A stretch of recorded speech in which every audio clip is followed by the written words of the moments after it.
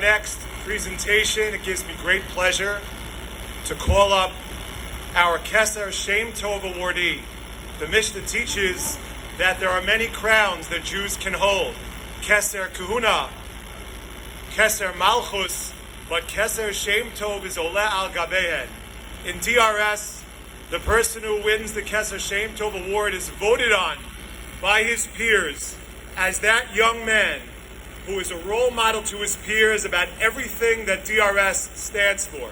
The whole package. It's my great honor to call upon for the next presentation, A.J. Bennett.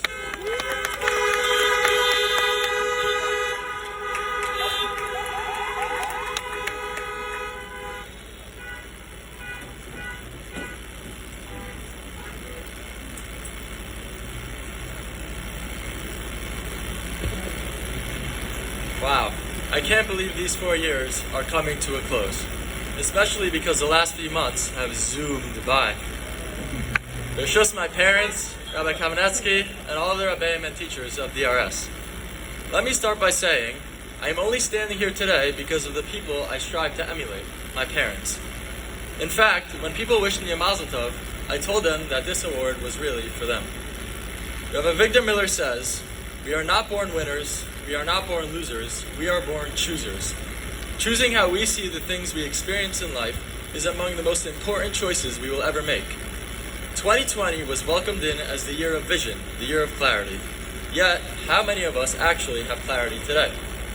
If 2020 is a perfect vision, which is debatable, only 35% of people have perfect vision in a medical sense. If, however, perfect vision has nothing to do with the distance our eyes can see without assistance, then it becomes a different statistic. If instead perfect vision is all about how we see the world, then that choice is ours alone to make. There are gloomy people that will focus on everything that can go wrong, but there are also people who wear rose-colored glasses that can see the good in the people and circumstances in their life. We all have a choice of which lens we want to use to view the world. Viktor Frankl, a famous Holocaust survivor and author, in his seminal work, Man's Search for Meaning, takes this idea to the next step. He says, "Everything can be taken from a man but one thing, the last of the human freedoms, to choose one's own attitude in any given set of circumstances, to choose one's own way. No matter how frustrating or unfortunate our situation may be, we choose how we respond." In a related story from Dr. Edith Eger's Holocaust memoir, The Choice, she says that after her and her sister had their heads shaven by the Nazis, her sister asked, "How do I look?" Edith answers her sister, "Your eyes, they're so beautiful. I never noticed them when they were covered by all your hair."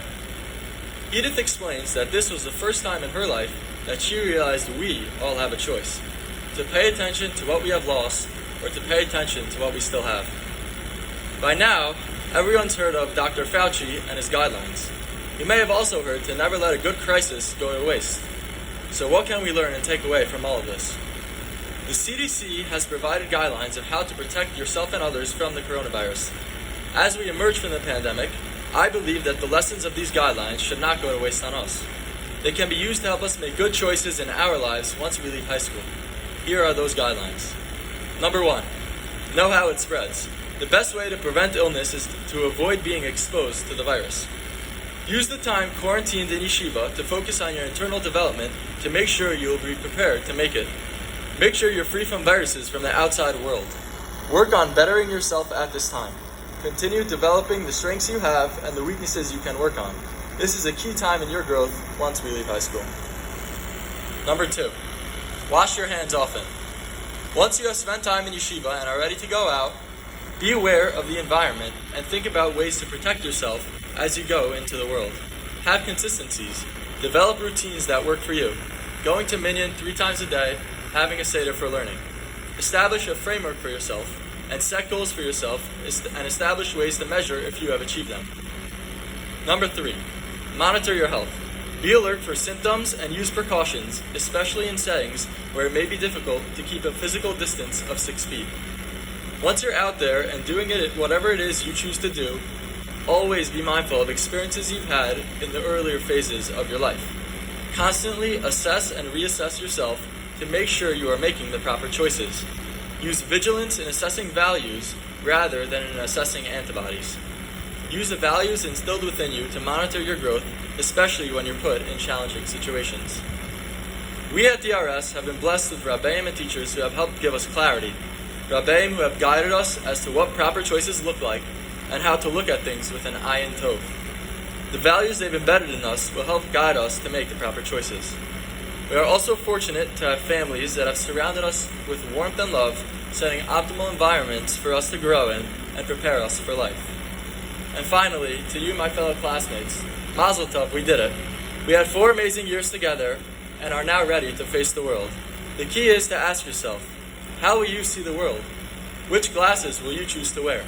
Wishing all of you great vision, sharp focus, and unmistakable clarity in the choices you make as you embark on life's journey.